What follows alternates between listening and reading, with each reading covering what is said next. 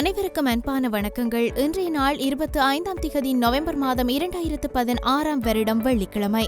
இன்றும் நாடளாவிய ரீதியில் வெளியாகியிருக்கும் பத்திரிகைகளில் இடம்பெற்றிருக்கும் முக்கிய செய்திகள் மீது கவனம் செலுத்த நாளேடுகளின் நமது பார்வையூடாக இணைந்திருக்கின்றோம்.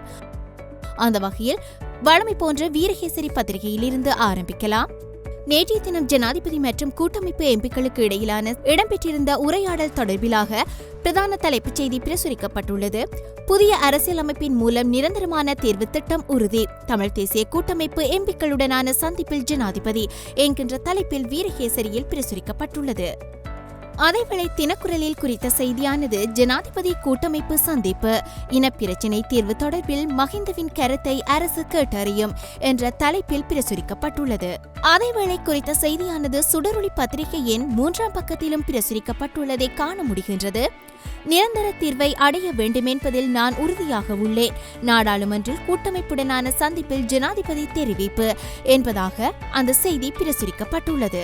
அதேவேளை வீரகேசரியின் முதற் பக்கத்தில் மற்றொரு முக்கிய செய்தியாக கடற்படை வீரர் செனவிரத்னவே சிவப்பு ஜீப் மீது துப்பாக்கி பிரயோகம் செய்தார் என்கின்ற தலைப்பில் முன்னாள் பாராளுமன்ற உறுப்பினர் நடராஜா ரவிராஜின் கொலை தொடர்பிலான சாட்சியம் குறித்த செய்தி பிரசுரிக்கப்பட்டுள்ளது.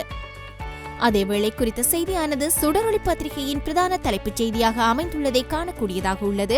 ரவிராஜின் ஜீப் மீது காமினியே சுட்டார், முன்னாள் போலீஸ் கான்ஸ்டபிள் பிருத்திவிராஜ் மனம்பெரி சாட்சியம் என்கின்ற தலைப்பில் சுடரொளி பத்திரிகையில் குறித்த செய்தி இடம் பிடித்துள்ளது. அதேவேளை தினக்குரல் பத்திரிகையில் ரவிராஜ் சுட்டுக் கொல்லப்பட்டது எவ்வாறு, அரசு தரப்பு சாட்சி நீதிமன்றில் விவரிப்பு என்கின்ற தலைப்பில் முதற்பக்க செய்தியாக குறித்த செய்தி பிரசுரிக்கப்பட்டுள்ளது. இதேவேளை நேற்றைய தினமே ரவிராஜ் கொலை தொடர்பான சாட்சியம் குறித்த செய்தியின் முழுமையான விவரங்களை ஆதவன் வலைத்தளத்தில் நேயர்கள் காணக்கூடியதாக இருந்திருக்கும். அதனைத் தொடர்ந்து வீரகேசரியின் மற்றொரு செய்தியாக அரசாங்கத்துக்கு எதிரான நடவடிக்கைகளை முன்னெடுப்பதற்கே சீனா சென்றார் மஹிந்த, சதித்திட்டம் செய்ய அரசே உதவுகிறது அசாத் சாலி என்கின்ற தலைப்பிலும் ஒரு செய்தி இடம் பிடித்துள்ளது. அதனைத் தொடர்ந்து வீரகேசரியின் மலையக செய்திகள் மீது கவனம் செலுத்துவோம். பாலத்தை சீரமைத்து தருமாறு கோரி போரிஸில் கவனஈர்ப்பு போராட்டம் என்கின்ற தலைப்பில் மக்கள் போராட்டம் தொடர்பான செய்தியொன்று மலையக செய்தியாக இடம் பிடித்துள்ளது. செய்திகளைத் தொடர்ந்து வீரகேசரியின் ஆசிரியர் தலையங்கம் மீது கவனம் செலுத்துவோம். யுத்தத்தில் உயிரிழந்தவர்களை நினைவு கூற அனுமதிக்க வேண்டும் என்கின்ற தலைப்பில் இன்றைய ஆசிரியர் தலையங்கம் பிரசுரிக்கப்பட்டுள்ளது. அதாவது தற்போது பெரும் சர்ச்சையாக உருவெடுத்துள்ள மாவீரர் நினைவு வாரத்தை அனுஷ்டிப்பது குறித்த விவகாரத்தில் இரு தரப்பினரும் ஒரு நிகழ்ச்சி போக்கை, அதாவது நல்லாட்சி அரசாங்கம் மிதவாத போக்கை கடைபிடிப்பது போன்று தமிழர் தரப்பினரும் ஒரு மிதவாத போக்கை கடைபிடித்து இணக்கப்பாட்டுடன் கூடிய ஒரு முடிவிற்கு வர வேண்டும் என்பதை வலியுறுத்தி வீரகேசரியின் ஆசிரியர் தன்னுடைய ஆசிரியர் தலையங்கத்தை பிரசுரித்துள்ளார். வீரகேசரியை தொடர்ந்து தினக்குரல் மீது கவனம் செலுத்துவோம். தினக்குரலின் முதற்பக்க செய்திகளை ஏற்கனவே பார்த்தாயிற்று, எனவே நேரடியாக ஆசிரியர் தலையங்கத்திற்கு செல்லலாம். சவால்களை முறியடித்து பயணத்தை தொடர வேண்டும் என்கின்ற தலைப்பில் தினக்குரலின் இன்றைய ஆசிரியர் தலையங்கம் அமைந்துள்ளது. அந்த வகையில் சிறுபான்மை மக்கள் தொடர்ச்சியாக பல்வேறு பிரச்சினைகளை சந்தித்து வருவதை சுட்டிக்காட்டியுள்ள ஆசிரியர், கொண்டுவரப்பட உள்ள புதிய அரசியல் அமைப்பில் அதற்கான தீர்வுகள் குறித்து தீர்க்கமான முடிவுகள் எட்டப்பட வேண்டும் என்பதை வலியுறுத்தி தன்னுடைய ஆசிரியர் தலையங்கத்தை பிரசுரித்துள்ளார். வீரகேசரி தினக்குரலை தொடர்ந்து சுடரொளி மீது கவனம் செலுத்துவோம். சுடரொளியின் பிரதான தலைப்புச் செய்தி மற்றும் ஏனைய முக்கிய செய்திகள் தொடர்பில் ஏனைய பத்திரிகைகளுடன் ஒப்பிட்டு பார்த்திருந்தோம். அதேவேளை தொடர்ச்சியாக ஆசிரியர் தலையங்கத்தை தற்போது நோக்கலாம். நாட்டை நாசமாக்கும் போதைப்பொருள் பாவனை என்கின்ற தலைப்பில் இன்றைய ஆசிரியர் தலையங்கம் பிரசுரிக்கப்பட்டுள்ளது.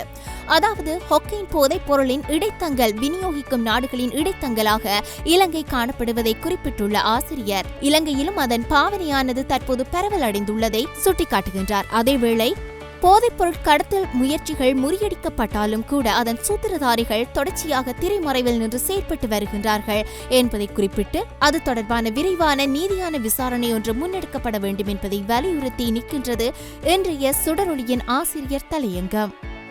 அவற்றைத் தொடர்ந்து யாழ் பிராந்தியத்தில் இருந்து வெளிவரும் உதயன் மற்றும் வலம்புரி ஆகிய பத்திரிகைகளின் பிரதான தலைப்புச் செய்திகள் மீது கவனம் செலுத்துவோம்.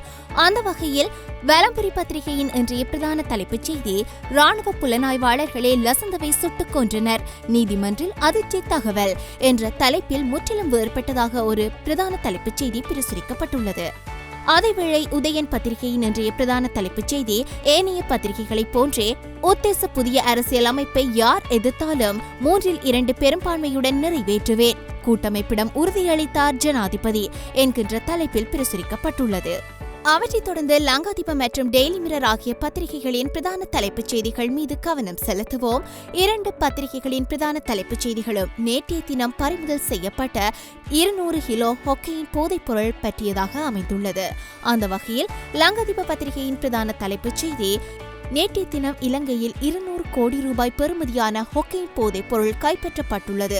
சீனி கொள்கலன் ஒன்றிலிருந்து குறித்த போதைப் பொருள் கைப்பற்றப்பட்டிருப்பதாகவும், இலங்கையில் கைப்பற்றப்பட்ட 2வது மிகப்பெரிய போதைப் பொருள் தொகை இதுவென்றும் சுட்டிக்காட்டி லங்காதீப பத்திரிகை தன்னுடைய பிரதான தலைப்புச் செய்தியினை பிரசுரித்துள்ளது. அதேவேளை டெய்லி மிரர் பத்திரிகையின் பிரதான தலைப்புச் செய்தியும் அதுவாகவே அமைந்துள்ளது.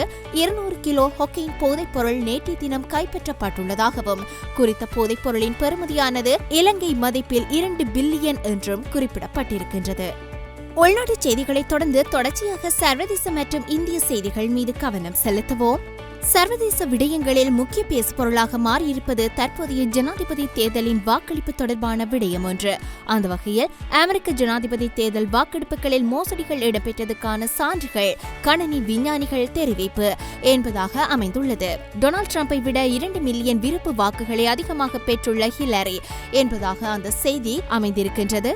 அதனைத் தொடர்ந்து மற்றொரு முக்கிய செய்தியாக, சீனாவில் மின்சக்தி நிலையத்தில் நிர்மாண தளம் இடிந்து விழுந்து அனர்த்தம், 40 பேர் பலி என்கின்ற தலைப்பிலும் ஒரு செய்தி பிரசுரிக்கப்பட்டுள்ளது. அதனைத் தொடர்ந்து இந்திய செய்திகளில் ஒன்றாக, விடுதலை புலிகள் தொடர்பான காங்கிரசின் நிலைப்பாடு மாற வேண்டும் என்ற தலைப்பில் ஒரு செய்தி பிரசுரிக்கப்பட்டுள்ளது. அதன் மீது கவனம் செலுத்துவோம். விடுதலை புலிகள் தொடர்பான காங்கிரசின் நிலைப்பாடு மாற வேண்டும் என்று சரித்திரத்தை பேசுவதை விட எதிர்காலத்திற்கு நம்பிக்கை தரும் அரசியல்தான் முக்கியம் என அகில இந்திய காங்கிரஸ் கமிட்டி உறுப்பினர் கார்த்திக் சிதம்பரம் தெரிவித்துள்ளமை பரபரப்பை ஏற்படுத்தியுள்ளது என்பதாக தொடர்ந்து செல்கின்றது அந்த இந்திய செய்தி. அவற்றைத் தொடர்ந்து இன்று பத்திரிகைகளில் இடம்பெற்றிருக்கும் கேலி சித்திரங்கள் மீது தொடர்ச்சியாக கவனம் செலுத்துவோம். அந்த வகையில் வீரகேசரியின் இன்றைய கேலி சித்திரமானது, அதிவேகமாக வாகனத்தை செலுத்தினால் 25,000 ரூபாய் அபராதம் என்று 2017ஆம் ஆண்டுக்கான வரவு செலவு திட்டத்தில் புதிய ஒரு விடயத்தை உள்ளடக்கியுள்ளது அரசு. அந்த வகையில் அதனை சுட்டிக்காட்டி நிற்கின்றது இன்றைய கேலி சித்திரம். இலங்கை படம் ஒன்று வரையப்பட்டுள்ளது. அந்த இலங்கை படத்தின் மத்தியில் வாகனங்களின் மீட்டர் ஒன்று காட்சிப்படுத்தப்பட்டிருக்கின்றது. அந்த மீட்டரில் விலைப்பட்டியல் ஒன்று தொங்குகின்றது. அதற்கு 25,000 ரூபாய் என்று குறிப்பிடப்பட்டுள்ளது. இதை பார்க்கின்ற பாமரர்கள், அப்பசனம் ரோட்ல நிம்மதியா போகலாம் பாருங்கோ என்று கூறியபடி நிற்கின்றார்கள் என்பது போல் சித்தரித்து தன்னுடைய கேலி சித்திரத்தினை பிரசுரித்துள்ளது வீரகேசரி பத்திரிகை.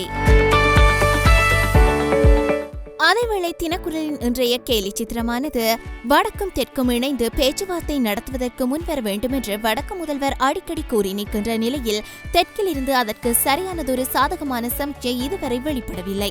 அந்த வகையில் அங்கே பேச்சுவார்த்தைக்கு தயாராக நிற்கின்றார்கள்.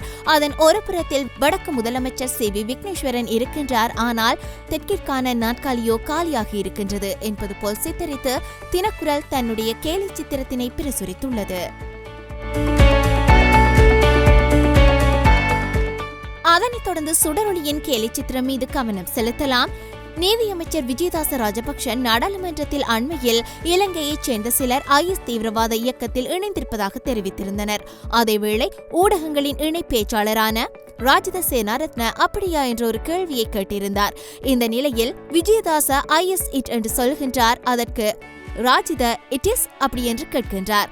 இதை பார்த்து அமைச்சர்களுக்கு இடையில் இந்த விடயத்தில் இருக்கின்ற அந்த குழப்பமான நிலையை பார்த்து ஊடகங்கள் குழம்பி போய் நிற்கின்றன என்பது போல் சித்தரித்து தன்னுடைய கேலி சித்திரத்தினை பிரசுரித்துள்ளது சுடரொளி பத்திரிகை.